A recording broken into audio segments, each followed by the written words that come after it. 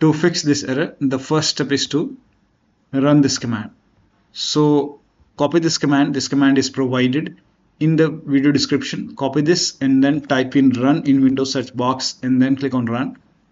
Paste the command over here and then click on OK. Now you will see a reset option. Click on reset, and once the reset is complete, now restart your computer and then you can check.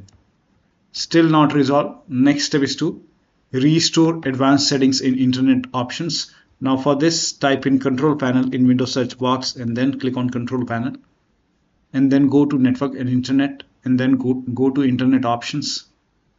Now go to the advanced tab and then on the bottom over here you can see restore advanced settings. Click on it, click on restore advanced settings and then hit apply. Click on OK and then you can restart your computer and then you can check. Now the next step is to again open control panel and then go to network and internet once again. Now go to internet options and then go to the connection tab.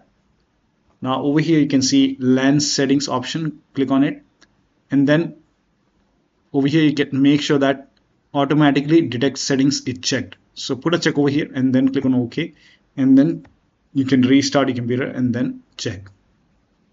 Next step is to make changes in the registry. Now for this you can go to this location. So type in registry editor in Windows search box and then click on registry editor.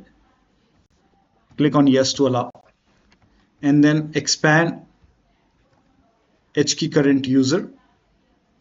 Now expand software, then Microsoft. So expand software, then expand Microsoft. Now once you expand Microsoft, now expand Windows current version. So scroll down and expand Windows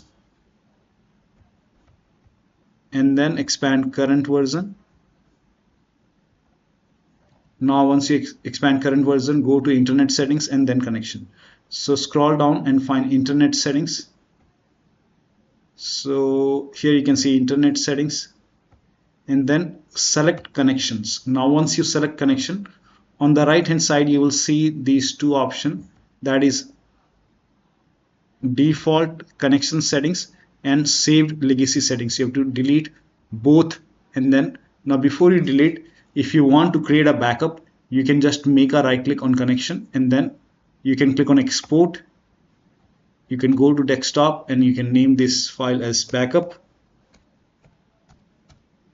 And then for export range, you can select all and then click on save. And once the backup is created, you will have this backup in desktop, as we have selected the location as desktop.